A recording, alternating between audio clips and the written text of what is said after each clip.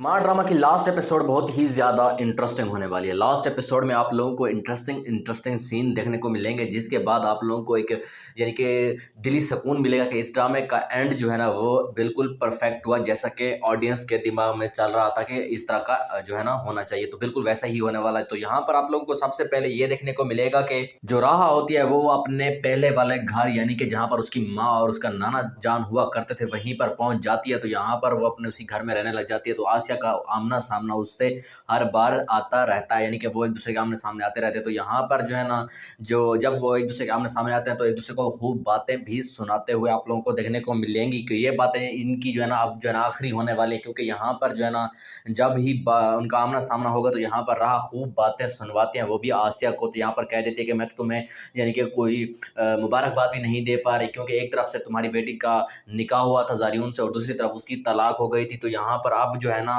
तुम्हें ये भी पता है कि जो ज़ारियून जो अरमान है उसका दिल किसके लिए धड़कता है, यानी कि अब वो यहाँ पर ये भी चाह रही होती है कि अरमान और बतूल का रिश्ता ना हो, क्योंकि ऐसी बातें करने का मकसद भी तो यही है कि उन दोनों का आपस में यानी कि उनके माइंड में ये डालना है कि अरमान जो है ना राहत से मोहब्बत करता है और वो उनकी बेटी को जो है ना छोड़ भी सकता है राह के लिए। तो यहाँ पर आसिया बहुत ही ज़्यादा डीठ होती है, तो वो यहाँ पर इसकी बात ऐसी बातों में नहीं आने वाली। तो यहाँ पर जो है ना उनका आमना सामना होता रहेगा, यानी कि छोटी छोटी नोक झोंक आपको आखिरी एपिसोड तक देखने को मिलेंगी। इसके बाद यहाँ पर आप लोगों को देखने को मिलता है कि ज़ारियून और जो बतूल है उसका आमना सामना होता है। तो यहाँ पर मुझे लगता है कि ज़ारियून जब जब बतूल को देखेगा, उसकी कंडीशन को देखेगा, तो मुझे नहीं लगता कि वो यहाँ पर जो है ना राह से शादी करने के बारे में सोचेगा, क्योंकि यहाँ पर पहले से तो उसका निकाह हुआ पड़ा है इस बतूल के साथ। तो वो यहाँ पर मुझे नहीं लगता कि वो यहाँ पर ये कहेगा कि मैं जो है ना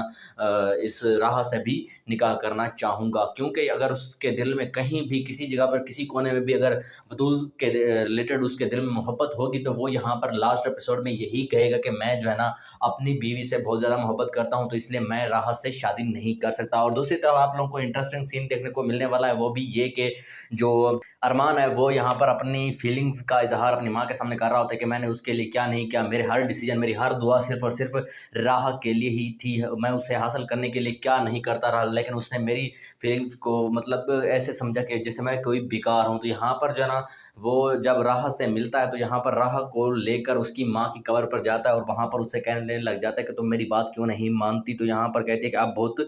देर हो चुकी है। तो यहाँ पर जो है ना जो अरमान है वो एक राज खोलने वाला है जो कि उसने अभी तक जो है ना राह के सामने नहीं रखा। तो वो यहाँ पर कह देता है कि तुम्हें कत्ल करने की साजिश की गई थी, वो भी आसिया ने खुद की थी। तो यहाँ पर जो है ना वो कहते हैं कि तुम्हारे पास क्या सबूत है कि उसने मुझे मरवाने की कोशिश की। तो यहाँ पर जो है ना वो मुझे लगता है कि वो सारे सबूत जो है इसकी आंखों के सामने रखेगा। तो यहाँ पर जो है ना राह भी ये सोचने पर मजबूर हो जाएगी कि आखिर उसे क्या सोचना चाहिए नेक्स्ट, यानी कि क्या करना चाहिए। वो यहाँ पर डिसीजन भी मतलब सोचने लगेगी कि क्या करूँ, डिसीजन क्या होने वाला। तो यहाँ पर आप लोगों को ऐसी ही लास्ट एपिसोड देखने को मिलेगी। तो कैसी लगी ये वीडियो, इसके बारे में ज़रूर बताइएगा कमेंट में। और अगर आप हमारे